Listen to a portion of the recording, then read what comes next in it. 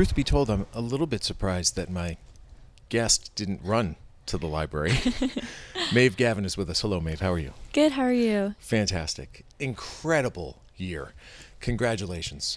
Could Thank you you. ever have imagined that your year would go as it did when you started getting in shape for the 24-25 season? What was going through your head back then? Let's say August of last year. Honestly, I was dreading the 5K. More of a mids runner, more of a speed person. But my coach had a lot of confidence in us and our team's ability for everything. So I was feeling pretty confident, but a little nervous for the longer distances. But my coach was just so confident I didn't have too many worries. All right, so let's just get people up to speed with exactly what you accomplished during this 24-25 school year. First of all, the state championship with the cross-country team, which was well chronicled in Westwood Living, but that was just the beginning. Because as you went to the winter season, I believe you won the Division 3 800, is that correct? 600. That's 600. indoor version. Okay.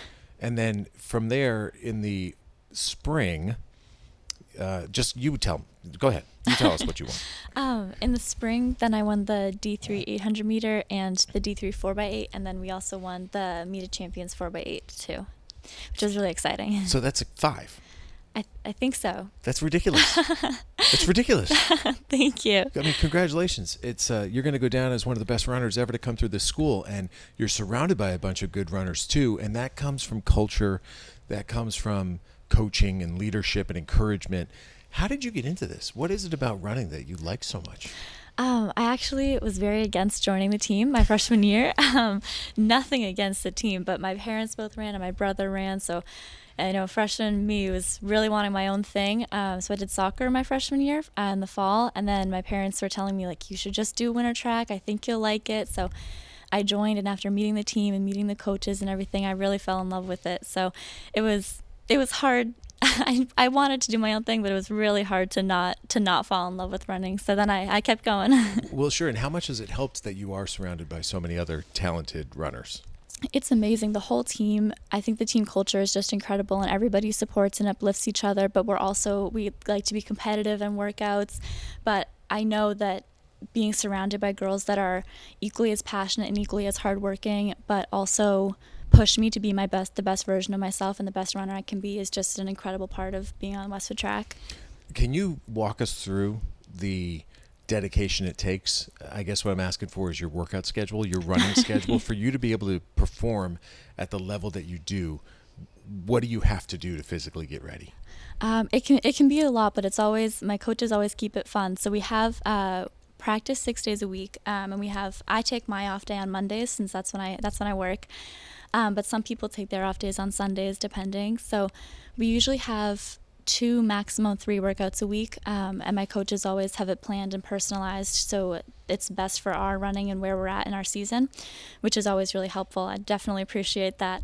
Then we have a couple tempo runs or long runs throughout the week, depending on what training group you're in as well. And they try to group us up so that we can all push each other in every workout. It's really helpful. And we also do we can do some cross-training things, like we'll do some bands or lifting after practices. And our coach recently has started making us walk backwards on the track, which is, I think it's for our shins, but it's always fun to end a workout like that. Yeah, sometimes you don't ask. Just do what the coach tells you. But I will say, clearly, we see you all over town all the time. Do you have a go-to route? Are there roads that you love and roads that you dread in Westwood? Definitely. I like to go Norwood, because then I don't have to end on Manhattan Hill. But sometimes I just like to switch it up, and I'll have to go and end on that terrible hill, or sometimes we'll end on Church, which is always hurts, but it's okay. Me and Susanna Rockers always try to find new loops to go through and new shortcuts. We haven't gotten lost recently, but it's definitely happened before. Have you even seen, because, all right, Maeve's about to be a senior, and you've obviously had 3 years in this system, but maybe or maybe not, you may or may not have been exposed to it based on the story you just told, but have you seen it evolve? Have you seen younger girls be more into it because of the success of the people in your grade and a little bit below you? I mean, I would love to think so. I know that there was a lot of success on the team before me as well, which I think helped me get invested in it. The 4x4 my freshman year, I think, really helped drive my passion for running. It was me, Taya Pagnotti, Caroline Kelleher, and Olivia O'Neill. And I think having those seniors as role models for me and Taya as freshmen just really helped us get invested. So I'd love to think of myself as a role model for the younger kids. That would be incredible if I could fill that position. But I think that we've had a pretty consistently good program, and the coaches as well are always good role models. So I think that there's lots of different people that the younger girls can look up to. It's very different too when you think about the flow of the year, because you have cross country, which is 5K. It's outside, it's up and down hills, and then you go inside, and it's climate controlled. And 600 is not you. I mean, do you kind of sprint that? How is the 600 run? It's more of a sprint. I think 400's an all-out sprint. 800 you can pace a little bit. Still, you should be trying to go all out, and then the 600, I think it might hurt the most. Yeah, I would guess. Yeah. So when you win that 600 title, did you even think that was your specialty? I mean, when you crossed the finish line and you're number one, were you surprised even yourself? I really wanted it that year because that last year I'd gotten third, and the girl who had gotten second last year got second this year. She's amazing. She's so sweet. I love her. And I always... since everyone's so sweet, sometimes it's hard to be competitive, but I'd gotten to the track that day. I had chatted with her a little bit, and I knew I wanted it. I love her so much, but I was feeling really competitive. So once we were on the track, and I think I passed her on the second lap, and I wasn't looking back. Oh, that's fantastic. And then you get to the spring season, and yes, you run individually, but I think there's got to be some joy in the 4x8, where Definitely. It's such a long race, and each of you really stepped up. And I saw Jen Tian posted videos of the entire thing from, I think it was the Meet of Champions. And it was just eye-opening to see how you took off and just created space right from the get-go. Is that strategic, that you're like, listen, let's just build a big lead as quickly as possible and have people chase after us?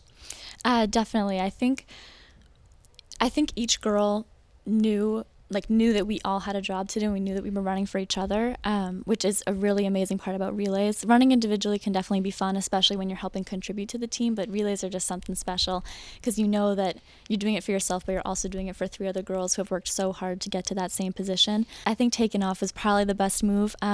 We knew that we had some tough competition, so to set each other up well was the goal. And even though it's definitely hard to run by yourself, when you're on that big of a stage, it's just more of a confidence boost to be able to run from the front. It was really cool. And now let's go back to what's ahead of us here in the next couple of months and the beginning of a new cross-country season. I hate to inform you, but you will not be sneaking up on anybody this year as you did last year. We chronicled it very well how, the team was sort of hiding in plain sight as a champion contender, but not anymore. So it's going to be a little bit different. You got a target on your back, but how do you improve on a season that was a breakthrough season on the cross-country front? Last year, my coaches also kind of kept it hidden from us a little bit. Their plans, they were definitely confident going into the season, which was good for the team, I think. But we didn't know how far we could really go with it. And Haley Cashman was injured for most of the season last year, so we had her kind of as our secret weapon. This year, she's definitely not a secret anymore. But we have some more girls coming down the line, like Ryan Colleran, Emily Cashman, Haley's sister. So we have some more girls who are joining this year that I think maybe we can use them as some secret weapons, keep them hidden for a little bit. Not sure. Oh, I love it. I think we'll have a really good team this year, and we're hoping to replicate it. It's definitely going to be different after having the win already. Now people do know about us.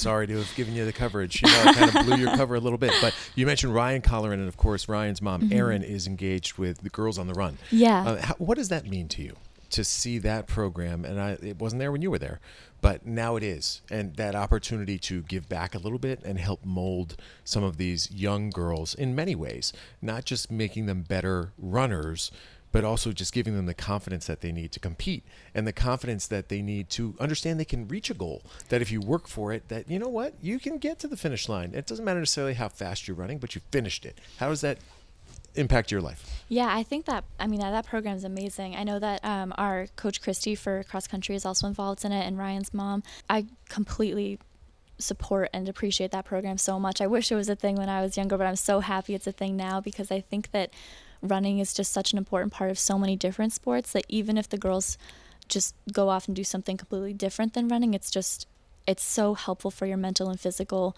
health. I think especially like the mental health of running a 5K is, it's tough. It's really tough. And so I think to be able to support those girls from such a young age is amazing. And I know that a lot of the girls in the track team are involved, and unfortunately I can't be, because I already have a job that I have to do I'm already committed to something on Mondays. But I think that having the girls involved with the younger girls as well, the girls in the track team involved with the younger girls, is really important, because it can set up more of a pipeline for our future team, which is really exciting. And it's also exciting to see the girls get so passionate about something that has been such an important part of my life as well. I think that's really amazing.